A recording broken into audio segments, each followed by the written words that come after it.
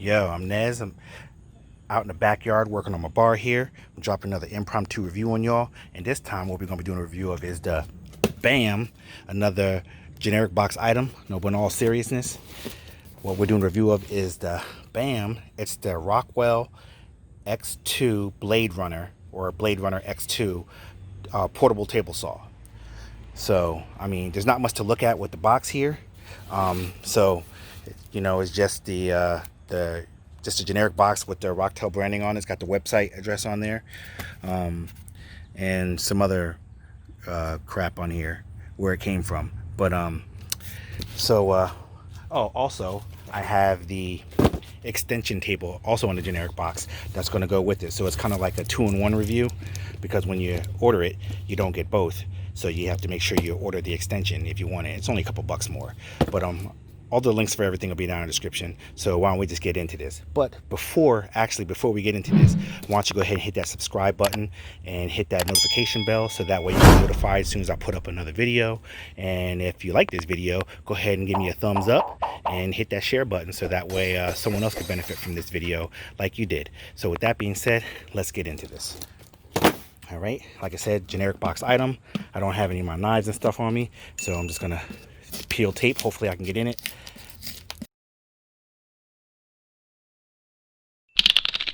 Okay, this is what we look like so far. Bong, like that. Got a nice little handle on here. Let me set her down a little bit so I can take this out the box. Okay, this is what she looks like. Bong, just like this. Bam.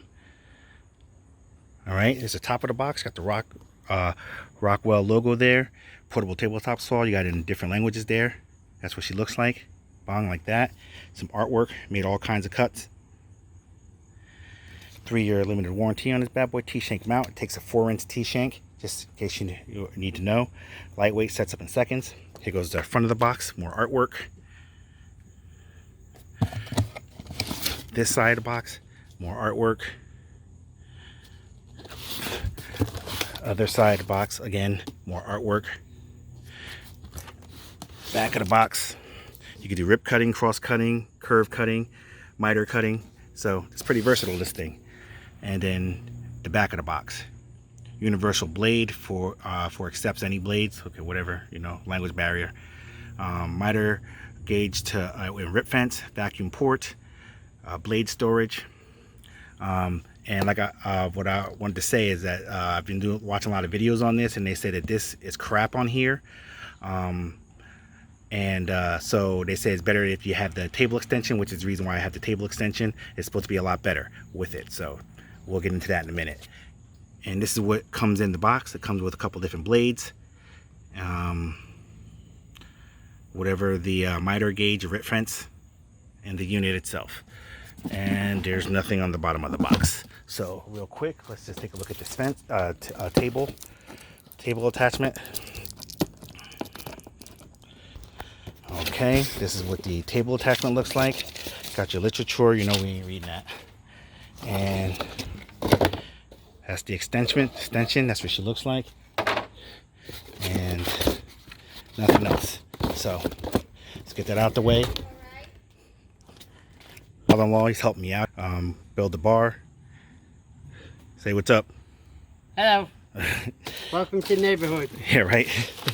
Okay, so he's gonna take some stuff out from me. I don't know what any of these parts are. I'm not a professional carpenter, but I've just guesstimating based off of what they look like. But this looks like the part that you attach right here, and it's gonna hold the blade.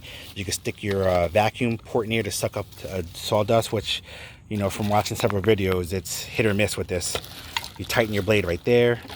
Here goes your miter square here, so you can do your angled cuts and stuff like that. Here goes some blades that it came with.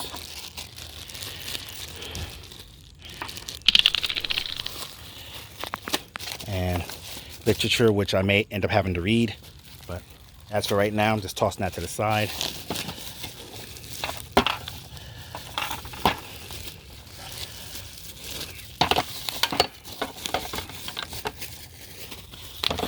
So what I'm going to do is I'm going to put this together and come back in, let you get a look at it, and then we're going to do some videos of it in action. So catch you on the flip.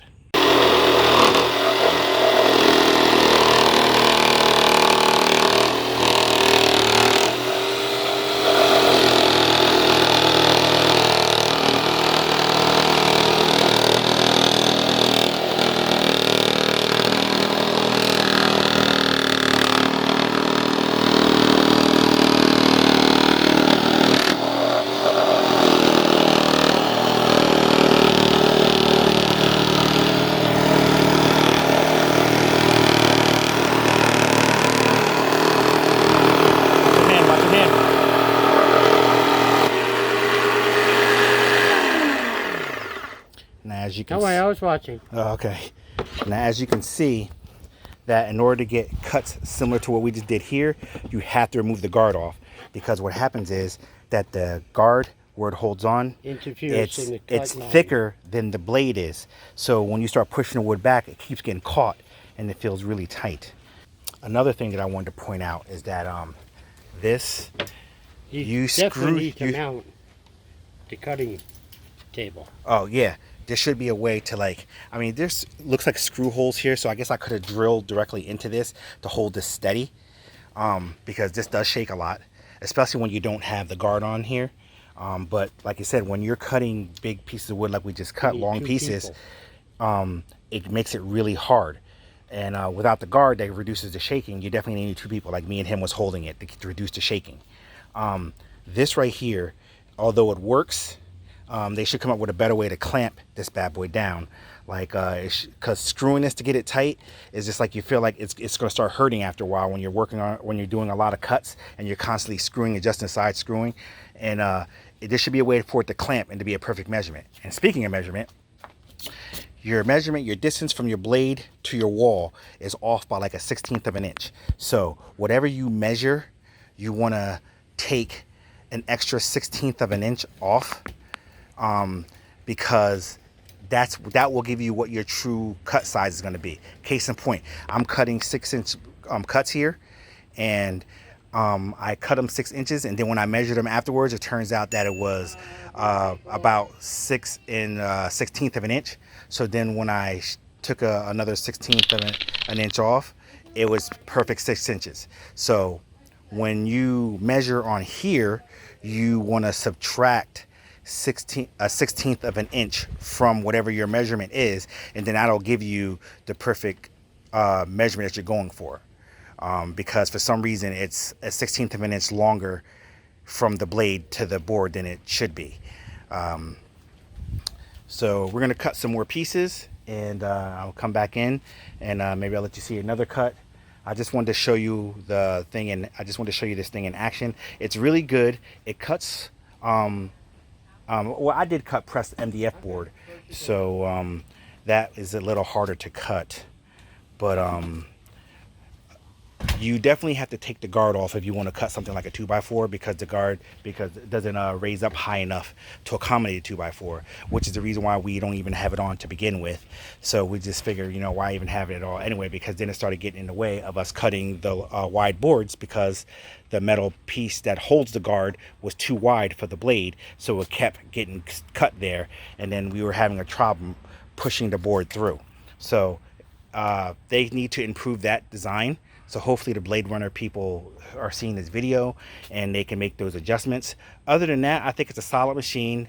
By no way it's going to replace a table saw.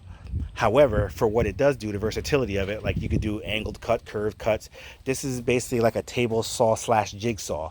So everything that a table saw you can do, up to an inch and a half, or 2 inches, I should say, 2 inches thick. You could rip anything up to 2 inches thick without the blade guard, obviously. And anything a jigsaw could do, as far as your curved cuts, circles, whatever, you could do on this. You could do angled cuts with the T-square, to adjust for angles and stuff like that. So, I mean, this is pretty versatile. There's a slot for your blades in there. Another thing, this came with it. I haven't figured out what the hell this is for. In the instruction manual, it says that it goes on here and then it slides underneath the blade guard, but in no way possible that goes. So I'm thinking that this is just to guard the blade. I don't know, but when I'm done with it, I would just pop the blade out and put it in the thing here. I wouldn't leave the blade exposed like that. I don't know if anyone knows what that red thing is for and how to use it. You know, hit me up in the comments down below.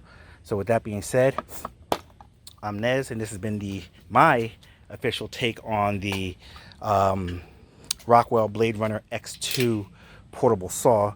I mean, for the price, it's worth it to have something like this. You can get some straight cuts. You just keep in mind the whole measurement aspect of it, to knock a 16th off or whatever your measurement off for you to get the actual measurement that you're looking for.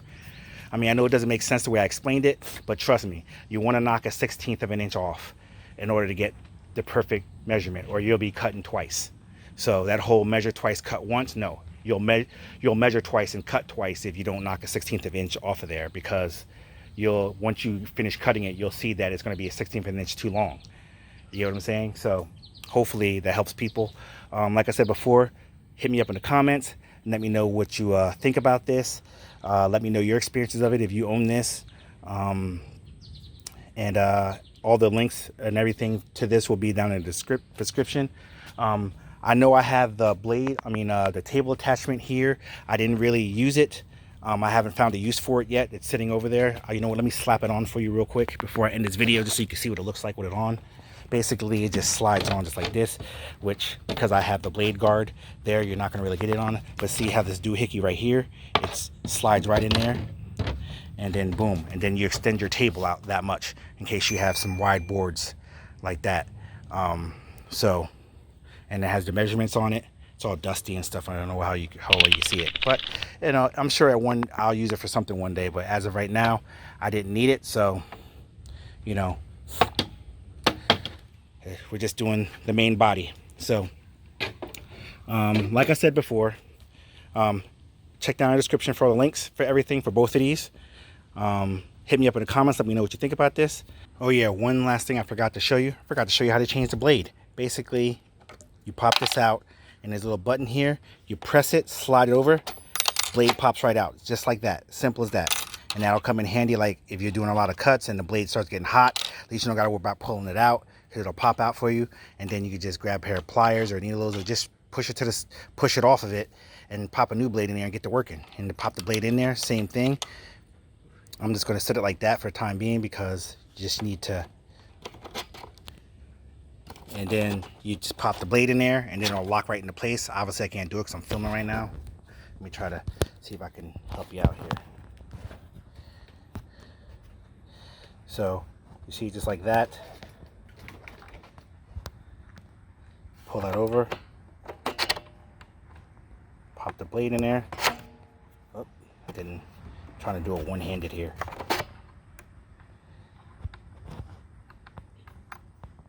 Pop the blade in there, and it's not working because I'm not holding it in enough, but you get the gist. You pull it out, pop the blade in there, and you let it go, and it'll lock it in place.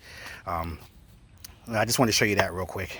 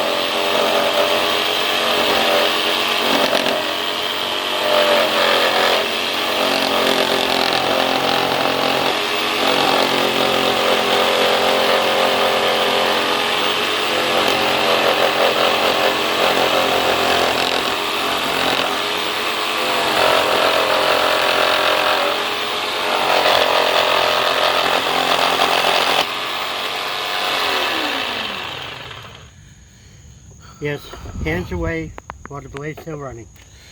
Okay, so I wanted to show you that real quick to basically explain to you this. Now, the first thing you notice is that the guard is not on. There's a reason for the guard not being on. It's because quality control on this saw sucks, okay? And let me explain to you why.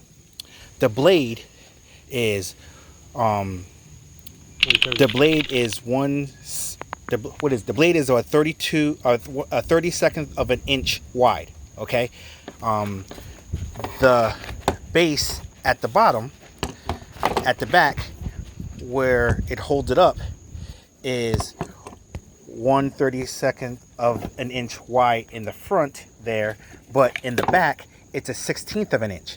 So here's the problem. The problem is when you're cutting the blade, when you're cutting long pieces of wood, when you're cutting cross pieces of wood, it's going to be no problem. You're just going to cut right through them, okay? But when you cut long pieces like this, once you get back to this part right here where it's going to meet the part that holds up the blade guard, it gets stuck. And let me tell you why it gets stuck. Because the bevel on here is beveled to equally split the board to the right and to the left of this angle. So what that does is when the board meets the edge right here, it's going to try to angle out that way and angle out this way. Here's the problem with that. If you have it set for 1 inch or 2 inches or however long you have it set, this is how wide it's set for. It can't bevel out not even a 1/16 of an inch, even more. So what ends up happening is it just gets stuck. So now you're trying to force the thing too, and it's not going anywhere because there's no more room on this side, or I should say facing this way, on the right side of the guard. However, the board is trying to split to the left side. So what they should have did is, instead of angling it on both sides, they should have made this side straight and this side angled. So that way when the board splits, this side stays straight and keeps going, and then the left side of it, splits off. So that way the board can keep moving and separate away. So because they didn't do that, because they angled it evenly, the board, the metal part there is trying to split the board evenly to the right and to the left of it. Therefore, because it can't, there's no more room on the left for it to go, it gets stuck. Okay. Number two, the guard is crap. This thing has a lot of shake, and the guard that comes down, when you are cutting short pieces, this thing shakes like a mother. Let me tell you, it shakes insanely. And you seen him when he was cutting, how it just vibrates. I mean, that's without it. It shakes just as much. It just shakes just as much with it. But so forget about using the vacuum attachment, because you can't use the vacuum attachment because you can't cut wood with this guard on if you want to adequately cut wood. So I know it seemed like that I would recommend this, but I'm going to have to honestly say that I can't recommend this unless the only thing you're doing is cutting, like, you're not cutting long pieces of wood. If you're just cutting, short pieces of wood that's less than maybe like 5 or 6 inches, then boom, you're good, because you're going to be able to cut and it's not going to get caught. You could use the guard to protect your hands. You see my father-in-law's hands there. He had to maneuver his hands in such a way to not cut himself, but still cut the wood, and that's, what's the purpose of having the guard on here if you can't guard your hand? It just doesn't make any sense at all. So, I know I seemed like I was all for this, and I was all for the idea of this, because the idea and the concept of it, the portability of it is great. But, I'm just doing a simple project here, and I have to not be safe while doing it. And the whole purpose of making all the safety precautions, safety measures taken for these tools is to make them safe for the user to use them without hurting themselves. And I have to throw all that out the window in order to be able to use this the way that I need to use it. So with that being said, I cannot recommend this. So I will put the link in the description anyway, just in case there are people out there that are just looking for simple little cuts and stuff like that. But if you're the type of person that's going to be cutting some long boards, this is not the machine for you, because the quality control, obviously, unless you have some way of shaving that down to make that even on that side and then use it, I would say as is, no. Unless you plan on using it like I'm using it right now, just without the guard at all, which defeats the purpose of even putting a guard on there. It works better without it. There's still a lot of vibration, but with it, it's meant to be used with it, and you can't. So I'm gonna say a hard pass on this. Like I said, I'll throw the links down in the description anyway for you, just in case you have some people that, you know, want it, because the price is right. You know, it's only, you know, you get to pick this bad boy up for $79.89, you know. So, I mean, if you're looking for a good cheap table saw just to cut some stuff real quick, then, you know, maybe build birdhouses or something, this is the one. But like, I'm building a bar here, so I do need some long cuts, and this is not the one for that. So let me know what you think down in the comments below. I'm curious to see how you guys, you know, the people who have used this fared with this. I mean, the infomercials really threw you off. They made it seem like this machine was like the best thing since sliced bread. Like this thing was going to work like gangbusters, but it does not. And I'm the average Joe, and the average Joe is going to be buying this, because professionals aren't going to be buying this. The average person like me is going to be buying this saw, thinking they can go and just cut some wood real quick on it for cheap. But you know what they say, you get what you pay for, right? Right? Let me know what you think down in the descriptions. I'm Nez, and this has been the impromptu review of the Bladerunner X2 portable table saw. Can't recommend it. I'm out this piece.